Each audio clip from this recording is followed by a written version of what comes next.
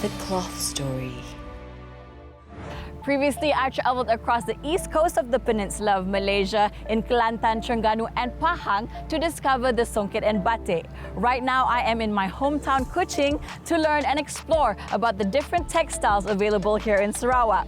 Do join kami, Arabyrd hanya di The Cloth Story. Kuching, Sarawak. My journey this time around feels so close to my heart as I'm about to dig deep into the story behind the motifs and designs on the signature cloth or textile of my very own homeland. I may have been wearing it all this while, but I didn't have a feeling for the history behind its making. Growing up in Sarawak, it is absolutely normal to be surrounded by big families. And with big families come events such as weddings and Hari Raya. What I look forward to the most is preparing for these events. We get to choose and design our own outfits and accessories. Saleh Ahmad, a name I haven't heard since the last time I was here with my late grandmother preparing for a wedding. But when I explore the art of songket and keringkam here in Sarawak, they keep mentioning this name again. So I am here at this store to find out more about the history of the place that has played a big part of my life growing up here in Kuching. Even today, as far as Holland, from Canada, from Australia, New Zealand, they are still coming to this shop. You know why? Because it was established in 1949. Keringkam, we have been dealing, I think, more than 50 years. Oh, okay. More than 50 years. Okay. And this keringkam is unique, unique to Sarawak. Okay, when you talk about Sarawak, people will say it's a tradition, keringkam. Yeah. Are you the only supplier of keringkam in Malaysia or just... Well, to say currently we are the only people who supply this. Wow. Okay, but mostly used in Sarawak and some from Johor. Okay, there are people who make keringkam in Johor. Yes, So I hope I get to visit them and Sarawak, see. Yeah. Sarawak is famous for turun keringkam. Okay. This is the actual one. The actual one, yeah. This is the gold-plated one. Yeah, this is the gold thread, and it is branded. You see, this is the lorry brand. Where is this from? Where is this imported from? All from India. All from India. All from India. Wow. India, Surat. Okay, they written Surat. there. Silver lametta, gold gilded. Yeah. This is pure silver, but electroplated with gold. What about the different cloth or fabric that is used in making keringkam? Do you have it here as well? Okay. For keringkam, Yeah. they call it kasar rubiah. Kasar rubiah. Kasar rubiah, yes. Okay. This is 45 inches. This is 45 45 inches. Okay. This comes all the way from Japan. Yeah. The other one is 60 inches. Yeah. See, and double fold. Yeah. See, double fold. Yeah. And Again, slightly this thicker. porous, same as that. Yeah, okay. This is the one mainly they use for the tudung. Now they use okay. by 1.5 meter. Yeah. It will be a square. Yeah. Okay. The Songket and Keringkam Gallery, one of the galleries created to uphold the textile art heritage, aside from attracting the interest of tourists to check out and buy Sarawak Malay products. It also indirectly preserves the Keringkam culture as well as a range of Songket designs. Most of our research are being displayed in this gallery. We have done a timeline of songket and keringkam, whereby in Sarawak, it is known keringkam and songket is known since 17th to 18th centuries. They have documented that there is the usage of songket and keringkam in the Astana. So from there, from her write-up, Rani Brook, Margaret Brook write-up, we have researched a lot of Malay culture inside her account during her presence in Sarawak. And then we found out that keringkam is actually, and songket is actually official Malay dress during those times. So now we are reviving those heritage and then make it known all over the world. So reading the history just now, it was said that metal embroidery was first found in Egypt by the Napoleon army, and they named it klangkong. Do you think the name has anything to do with what it is named now, the keringkam? There are three possible origins of that name. One is klingkon. It was actually brought by the Napoleon army from Egypt. So before Egypt was conquered by France army, it was under the Turkey Ottomania. So Turkey still produce klingkan. Another origin is from India. Because India they have this Mughal empire. Has connected with Islamic from Turkey. Islamic civilization from Turkey, and then that's why also klingkan is also found in India, Lucknow. And up until now, they are still producing. And then from France also, but we are not getting it from France. We are now getting it from Turkey and Istanbul, Turkey, and India. Okay. So those those raw materials were used.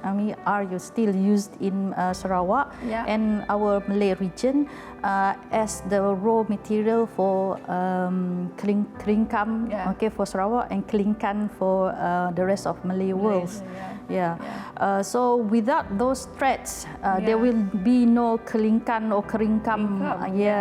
Now talking about designs and motifs, are there any specific designs that you see sets off a Sarawak keringkam to anywhere else in Malaysia, like other keringkans? Sarawak keringkam is very unique because of its technique. We only can see it in Sarawak. The technique which I call count the thread.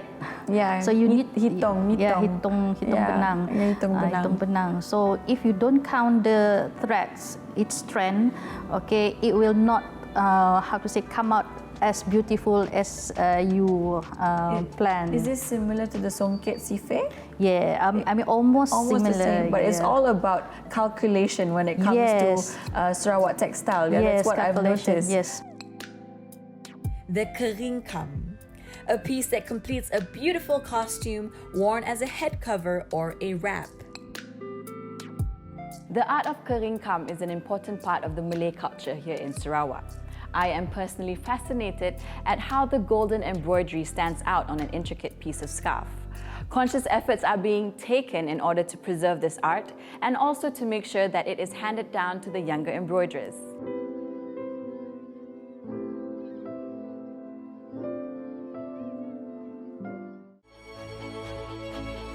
The cloth story.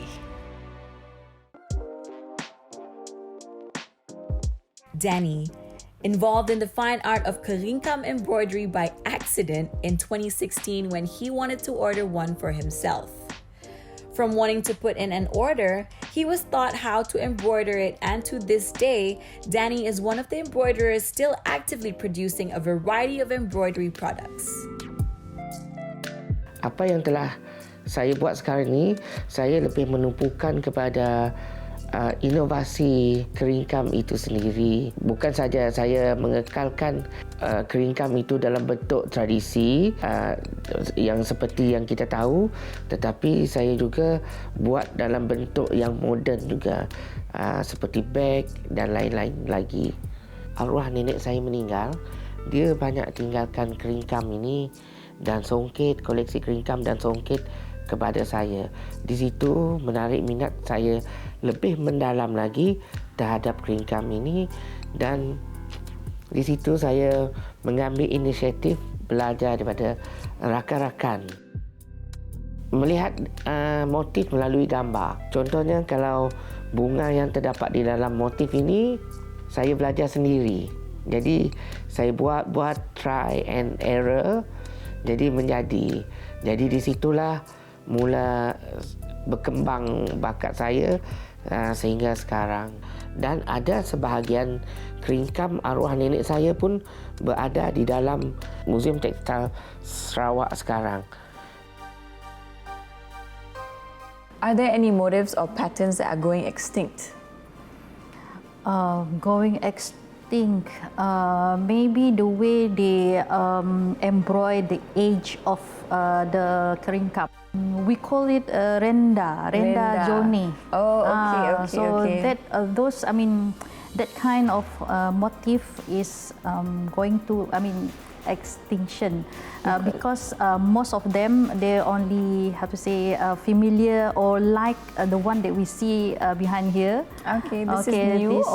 This is not new, just that the way the edge or the lace here is embroidered is more popular to be compared to the one that I said, renda, because renda is very kind of very typical, and then it doesn't look like the one as intricate as this one. What's interesting is that most of the textile products here are handmade by the local community, which are then commercialized and displayed for visitors. Berapa lama dah kita belajar tak? 6? Oh, she's been learning how to make keringkam for the past 8 months. I am an extremely proud Sarawakian knowing that the government is taking these efforts in ensuring that the younger generation is being taught new skills while preserving the art of songket and keringkam here at Sentex. We are now headed back to Kuching to meet Datin Dayang Mariani, an advocate of arts and crafts. So one of the criteria that we have to do to support our application as for Kuching as a world city, we have to find a living legend in the various crafts that we have. You know, being a Malay with a lot of history of keringkam and also songket. So I was commissioned to look for somebody who was really somebody that's really old enough to be considered as a living legend. And beside the living legend, you must have a young masters to go with it. Okay. And we also must have a community. Okay. Because the craft is no good if it dies. So correct me if I'm wrong, your main vision or mission right now is to preserve this legacy or the art of keringkam, or just other between all the other arts that you are actually focusing on. But I am noticing right now in your house that you are an avid collector of keringkam. Is there a personal story behind it? Or Of course. Yeah? Yeah. Would you mind sharing it with us? Well, actually, my mom made keringkam. In fact, what you see on the wall is actually my mom's own keringkam for her wedding. But her wedding was during the Japanese occupation, and then the trade stopped coming. So she can't fill it up because she would love to have it more like this, where it's all covered up. So unfortunately, no trade, so she could only manage to do all the borders. And of course, over the years, the fabric has given way. So the best thing is, of course, to frame it up. She did not leave us with a lot of her pieces because she made them and sell them. You know, like most tailors, they make for people, but they don't make for themselves. You know, so there are only very few pieces that was left. And this particular one also had a very thorn fabric on it. When I found it, you know, then she was saying, I don't know what I can do with this. I said, but luckily the two sisters, I went to them and said, can you help me to salvage it? So this has been salvaged. The edges are still my mom's. And the inside with all these stars that you see here is all done newly. So it is a much more restored fabric keringkam that you can still wear it for a wedding, because wedding usually is a short one like this. I see. You know, especially angkat nikah and all that. People use this length Short ones. for pengantin for angkat nikah. You know, so this is one of the pieces. All the rest, I have some old one, which is the green ones. You know, the black ones. Those are like what, 30, 40 years ago, done by my father's sister. It was like it was like there's nothing much to do those days. So all the women was either doing this or weaving songket. Meticulous, exquisite, captivating. 3 words that are likely to pop into one's mind upon seeing keringkam for the first time. It is popularly worn by brides and bridegrooms at their weddings. The cloth story. I had the chance to meet with Hajah Mastura Haji Sidek, who is an old hand at keringkam embroidery. Masih ada permintaan untuk nya mau sentuhan tangan the legend. The living legend. Jadi setidaknya masih juga nak minta nya mau nyulam. Apa macam mana kami tahu macam mana perasaan Nek Mas kita Nangga atau apa pendapat kita tentang keringkam, apa pendapat persendirian kita? Sekarang janganlah diputuskan. Jangan diputuskan. Jangan kasih tahu semua pandai. Kita nak mau apa continue lah, mewarisi lah. Tapi susah juga melihat ini kan. Sebab banyak kerja mungkin. Tapi ada nak interested lah. Sikit-sikit mau buatnya. Recycle nak buat peluang. Macam ni kita nyimpannya supaya boleh tahan lama.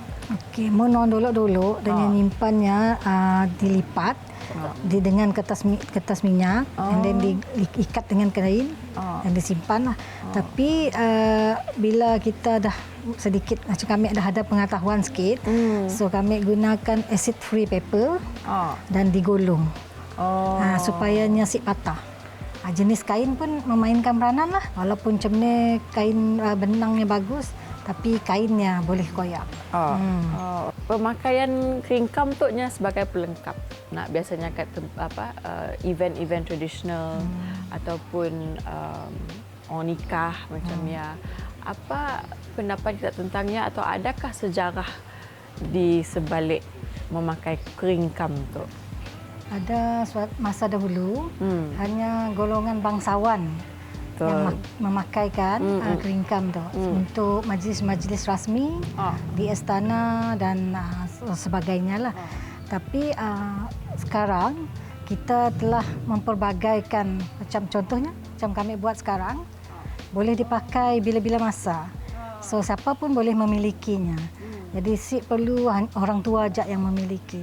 So golongan muda, golongan generasi baru pun dah boleh guna bila-bila masa lah.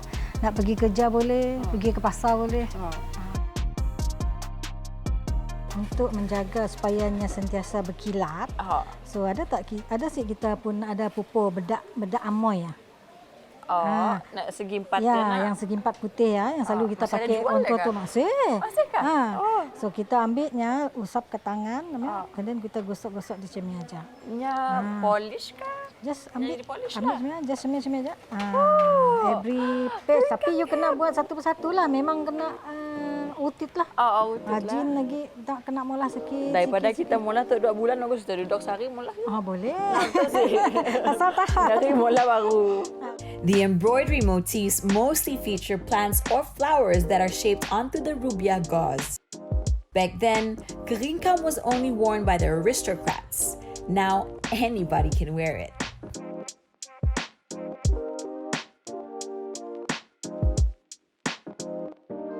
Right now, I am with young masters in the art of keringkam. They are masters at making keringkam, Hajah Zainab and Hajah Salbia. Assalamualaikum.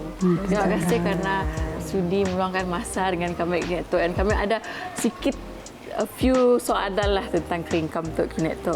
Biasanya mun keringkam tu kain apa dipakainya? Ada sikit kain aja kah atau berbagai-bagai kain? Ini ada dua jenis, tapi kami suka pakai kain kasarobia lah. Kain bawal. Kain bawal Kain lah. bawal. Tapi situ orang ada kasarobia, tapi orang Semenanjung ada kain bawal. Tapi kami tu nang pucuk kebung yang tetap di sisinya lah. Pucuk kebung ya itu kira jahit segitiga. Segitiga. Jadi pinjam pucuk kebung juga. Okey. So nya nang lebih kurang tapi dalam segi apa tenunannya, sulamannya. Sulamannya. Kami tu sebenarnya sebelum datang situ sebenarnya kita mula keringkam tu dalam persepsi kami pun kami nanggap keringkam tu macam something yang susah nak dijumpa, tapi sebenarnya kami juga masih mengusahakan keringkam. Masa tu lah. Masa tu masih alhamdulillah. Masa dulu nang si ada lah. Jarang juga lah kini tu sebab kita udah kata orang banyak kata orang berkursus sidaknya generasi muda tu nak. Jadi kini tu dan banyak udah boleh tahan lah. Tu selayar. Selayar tu Itu pendek. Itu boleh engkau di bawah. Itu pakai di bawah. Tu pakai orang apa biasanya? Pakai akad nikah lah, akad nikah, kahwin. Mun orang pergi pengilan mungkin tu. Pengilan itu boleh. Sebab punya panjang. Okey. Boleh. Tu kan kita nang si supan boleh pakai. Salah. Ini tu saja masalah. Tak masalah, bebas. Buat supan kami dah putus je. Asalnya kena kacak je, kacak. Betul. Okay, kacak tu terima kasih banyak kerana sudi ngajar kami sedikit sebanyak tentang seni keringkam Sarawak tu. Kami nang mau pulang Sarawak tadi kami datang esok nang kita memakai tutup pun kami macam besok hati mek. Ya. Terima kasih banyak. Thank you so much. Sama-sama.